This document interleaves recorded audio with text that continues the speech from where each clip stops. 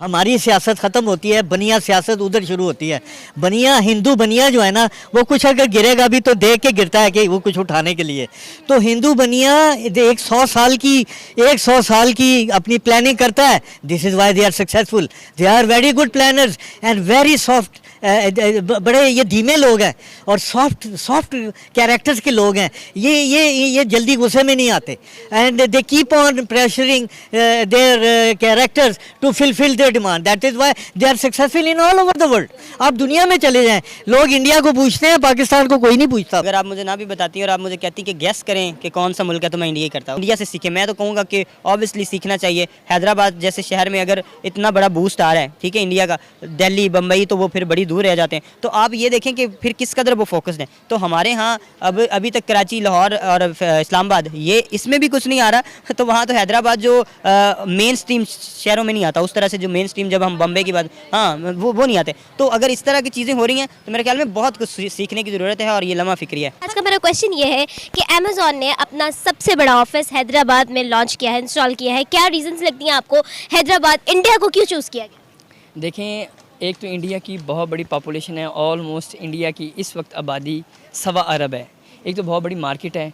मैं बहुत ज़्यादा टाइम बाहर गुजारा है अमेरिका में, और आप वहाँ पर देखें इतने इंडियंस हैं और दे आर IT एक्सपर्ट। और अगर इंडियन को उन्होंने चूज़ किया है तो उसकी सबसे बड़ी रीज़न ये है कि वहाँ एक IT हब है। उनको चीपर रेट पे जो है वो उनको एम्प्लॉयज़ मिलेंगे और वो पूरी दुनिया पर अपना जो है वो होल्ड करेंगे। इस वक्त अगर इंडिया को उन्होंने चूज़ किया है तो आप देखें कि ये साउथ एशिया इतने ज़्यादा इसमें ममालिक हैं। India, Pakistan, Bangladesh, Iran, Iraq, Afghanistan, और जहाँ पे इतनी बड़ी मार्केट के लिए अगर उन्होंने यहाँ पर हेड ऑफिस को ले आए हैं, अपने एक सब ऑफिस को लेके आए हैं, इसका मतलब है कि उन्होंने ये जहन बना लिया है कि यार हमने अगर इसकी अपने टारगेट ऑडियंस तक जाना है तो यहाँ पर हमारा ऑफिस ज़रूरी है। क्योंकि अगर उनका ऑफिस पहले अमेरिका में था तो यहाँ पर उन्होंने चीप रेट पे सस्ते एम्प्लॉयज़ मिलकर वो अपना अच्छा भला पैसा कमाएंगे, इसलिए उन्होंने उसको सिलेक्ट किया है। आपको क्या लगता है सर कि नॉट ओनली अमेज़ॉन, बहुत सारी जो फॉरेन कंपनीज़ हैं वो इंडिया का रुख करती हैं, और डेफिनेटली हम ये भी देखते हैं कि फॉरेन पॉलिसीज़ उनकी बहुत फ्रेंडली होती हैं, ठीक है। तो क्या कहना चाहेंगे, इंडिया अब एक बहुत स्ट्रॉन्ग इकॉनमी बन गया है, आपको क्या लगता है क्या कुछ सीखने की ज़रूरत है? देखें, अगर आप इंडिया की फ्रेंडली पॉलिसी की बात करें, ये तो हर मुल्क पर अपना डिपेंड करता है। पाकिस्तान की बहुत फ्रेंडली पॉलिसीज़ हैं टुवर्ड्स अमेरिका, चाइना, जो फिर रशिया। तो अब डिपेंड ये करता है कि जो अगला मुल्क है जिससे, क्योंकि हम इस वक्त खड़े हैं टेकिंग एंड पर, हम ज़ाहिर उस तरह डेवलप्ड नहीं है, हम अंडर डेवलप्ड कंट्री हैं।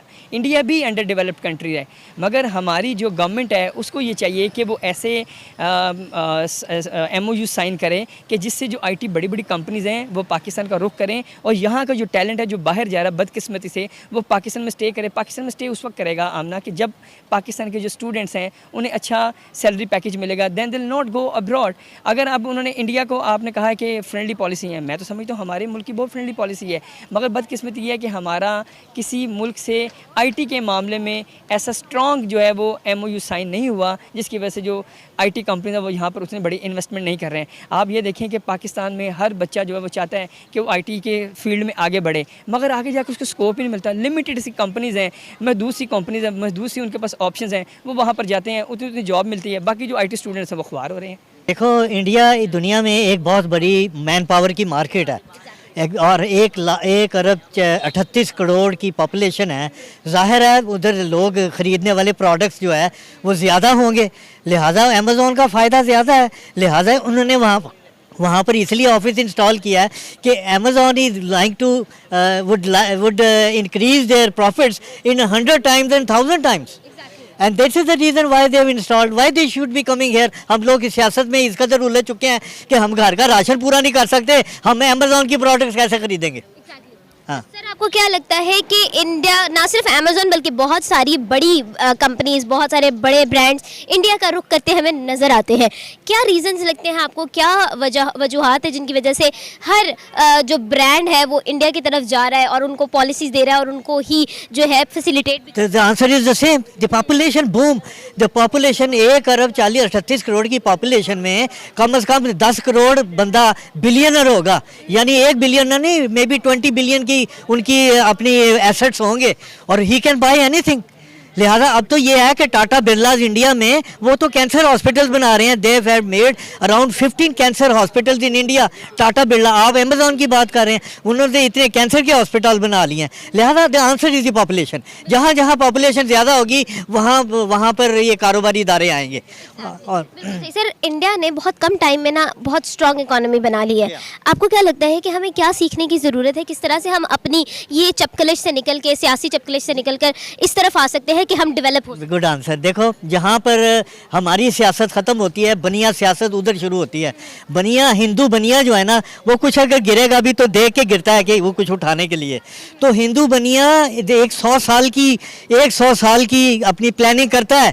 हम सिर्फ आज की प्लानिंग कर रहे हैं, हमें आज रोटी मिल गई, खुश होकर सो जाएंगे, यार कल आएगा, कल देखी जाएगी। हिंदू बनिया ऐसा नहीं करता, वो आज की रोटी नहीं खाता, वो उसने आगे 10 साल की प्लानिंग करी हुई है। This is why they are successful. They are very good planners and very soft. बड़े ये धीमे लोग हैं और सॉफ्ट कैरेक्टर्स के लोग हैं। ये जल्दी गुस्से में नहीं आते। And they keep on pressuring their characters to fulfil their demand. That is why they are successful in all over the world. आप दुनिया में चले जाएँ, लोग इंडिया को पूछते हैं, पाकिस्तान को कोई नहीं पूछता अब तो। इंडिया, क्योंकि अब देखें, अगर आप मुझे ना भी बताती और आप मुझे कहती कि गैस करें कि कौन सा मुल्क है, तो मैं इंडिया ही करता। उसके पीछे वजह ये है, एक तो ये है कि वहाँ पे आईटी सेक्टर बहुत ज़्यादा बूस्ट कर रहा है। ठीक है, आईटी सेक्टर के और जितने भी बड़े, ये तो अमेज़ॉन है, उसके अलावा भी आप गूगल, फेसबुक, ये वो जहाँ भी देखेंगे ना, तो वहाँ पे जो उनके सीईओज़ हो ना, वो कहीं ना कहीं आपको इंडियन नज़र आ रहे होंगे वहाँ पे। तो इंडिया जो है, क्योंकि देखें ये बात है प्रायोरिटीज़ की, उन्होंने प्रायोरिटाइज़ किया हुआ है आईटी सेक्टर को। और आप अगर दुनिया के 10 अमीर तरीन आदमी देखेंगे ना, उनमें शायद एक जो मस्क है वो आपको नॉन आईटी का मिलेगा। बाकी सारे जो अमीर तरीन लोग हैं ना, वो आईटी सेक्टर से किसी ने, और वो टेस्ला की वजह से, और उसमें भी उन्होंने ज़्यादा जो है ना वो आईटी से मदद ली हुई है इस वजह से। तो आईटी का बड़ा किरदार है लोगों को अमीर करने में। लोगों, जिस तरह की हमारी इकॉनमीज़ हैं, जिस तरह के हमारे गरीब ममालिक हैं, इनको बूस्ट करने के लिए मेरे ख्याल में आईटी बेस्ट ऑप्शन है कि आईटी की तरफ लाया जाए। इंडिया यही चीज़ कर रहा है। थ्रू आउट हमने देखा कि वो आईटी पे बहुत ज़्यादा फोकस्ड हैं और इस वजह से वो तरक्की करे। हमारा एक कारफा टावर बना हुआ है और वो बस बना हुआ है, पड़ा हुआ है, और वो जो सैफ साहब उनके जो काम कर रहे थे उस पर, उनको भी हटा दिया था इमरान खान साहब ने, और अब पता नहीं अब क्या बनता है हमारा। लेकिन हैदराबाद में अगर ये बन रहा है तो मेरे ख्याल में जो रही सही कसर थी आईटी सेक्टर की इंडिया की, वो भी निकल जाएगी और इंडिया बहुत बड़ा बूस्ट लेने जा रहा है इसमें। अच्छा, क्या कहना चाहेंगे सर, ना सिर्फ अमेज़ॉन बल्कि बहुत सारे बड़े ब्रांड जो कि आईटी से रिलेटेड है और आईटी से रिलेटेड ना भी हो तो भी फॉरेन इन्वेस्टर्स इंडिया में इन्वेस्ट करना बहुत पसंद करते हैं और प्रेफर करते हैं, आखिर ऐसा क्यों है? Political stability. देखें, आप देख रही हैं दूसरी मोदी गवर्नमेंट आई है, ठीक है, और तीसरी की भी उम्मीद है कि शायद फिर वो जीत जाएं।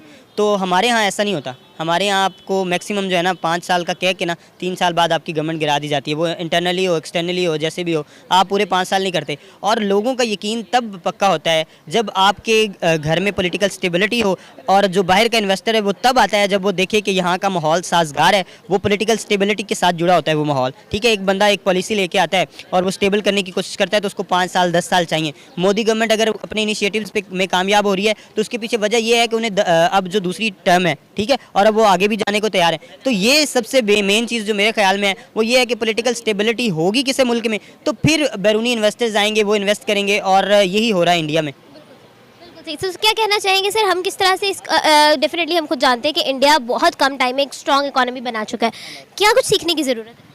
सब कुछ सीखने की ज़रूरत है। सही पूछें तो हम जो है ना वो क्रॉलिंग जो बच्चा होता है ना उसकी मानन है अभी तक, और बच्चा भी वो जो किसी की नहीं मानता, ठीक है, और हम लोग मान नहीं किसी की रही, तो हमें सीखना है, ठीक है, फुट स्टेप्स पे चलना है किसी ना किसी के। आप अपनी दुश्मनियाँ और वो सारी जो चीज़ें रंजिशें वो रखें, वो खलिशें जो हैं वो अपने अंदर रखें, लेकिन ये है कि जो चीज़ें सीखने की है ना, वो कहते हैं ना कि जब कोई बात है ना, जो कोई बंदा बात कर रहा हो तो उसकी बात पे फोकस करें इंस्टेड के ये देखें कि वो बंदा कौन है। तो हम लोग ना ये देखते हैं कि ये काम कर कौन रहा है, ये नहीं देखते कि काम क्या हो रहा है। तो आप पॉजिटिव कामों से सीखें। देखिए आईटी सेक्टर का जिस तरह से आप बात करिए तो हमें तो बहुत ज़्यादा ज़रूरत है। जिस तरह से हमारी जो लेबर है, जिस तरह की आसान लेबर है और सस्ती लेबर है पाकिस्तान में, तो अगर हम अपने आईटी सेक्टर को बूस्ट देते हैं तो मेरे ख्याल में हम बहुत कुछ जो है ना वो अचीव कर सकते हैं और आसानियाँ हो सकती हैं पाकिस्तान के लिए। लेकिन हमारा ये है कि अभी तक फेसबुक मोनेटाइज नहीं हो सकती आपके इधर, ठीक है, यूट्यूब का कोई ऑफिस नहीं है, फेसबुक का कोई ऑफिस नहीं। इस तरह के जो मसाइल हैं ना, ये बड़े मसाइल हैं। ये जो न्यू वर्ल्ड ऑर्डर है उसमें ये बहुत बड़े मसाइल कंसिडर होते हैं, लेकिन हमारे यहाँ वो तवज्जो ही नहीं है उस तरफ।